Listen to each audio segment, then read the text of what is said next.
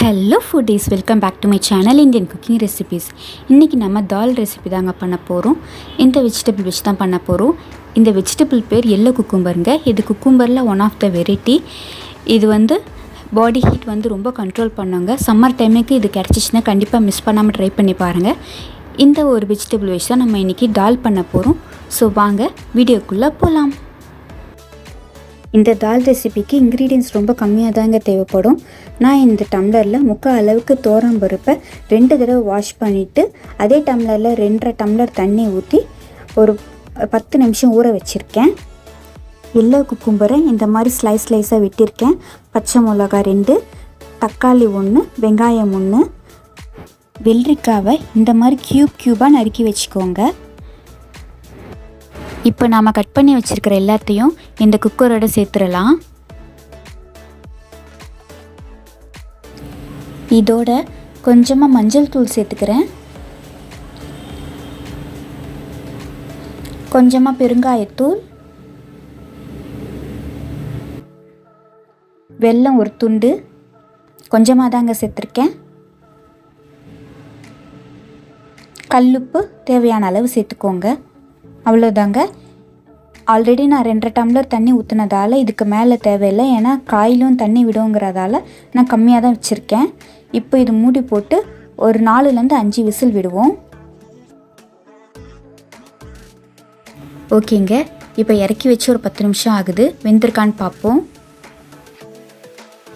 குக்கரில் இருக்கிற பருப்பு காயெல்லாம் நல்லா வெந்துருச்சுங்க. இப்போ மத்து வச்சு நல்லா மசிச்சுக்கலாம்.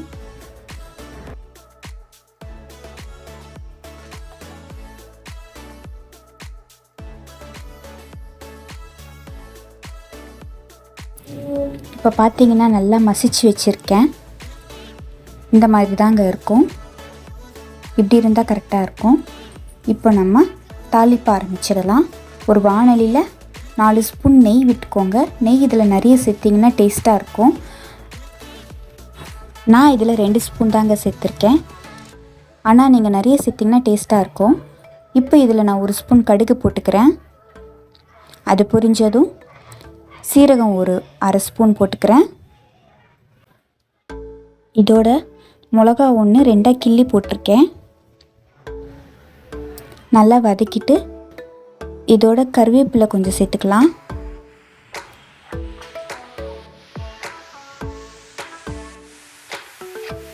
இப்போ நம்ம வேக வச்ச தாலை இதோட சேர்த்துக்கலாம். அந்த கீயோட இந்த தால் சேர்க்கும்போது வர அரோமா சூப்பராக இருக்குங்க. கண்டிப்பாக நெய் அதிகமாக போடுங்க, செம்ம டேஸ்ட்டாக இருக்கும்.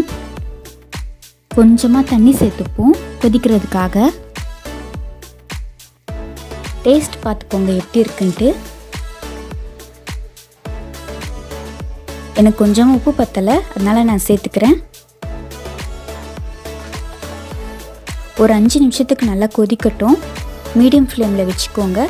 கொதிச்சதுக்கப்புறம் பார்ப்போம். நம்மளோட குக்கும்பர் தால் ரெடி ஆயிடுச்சுங்க. கொத்தமல்லி இருந்தால் கொஞ்சமாக கட் பண்ணி தூவிக்கோங்க, டேஸ்ட்டாக இருக்கும். சம்மர் டைமில் கண்டிப்பாக இந்த ரெசிபியை நீங்கள் ட்ரை பண்ணி பாருங்கள். இந்த வீடியோ உங்களுக்கு பிடிச்சிருந்தால் மறக்காமல் லைக் பண்ணுங்கள் அண்ட் சப்ஸ்கிரைப் பண்ணி வச்சுக்கோங்க. ஃபர்தராக என்னோடய வீடியோஸ் உங்களோட நோட்டிஃபிகேஷனில் வரும். தேங்க்யூ.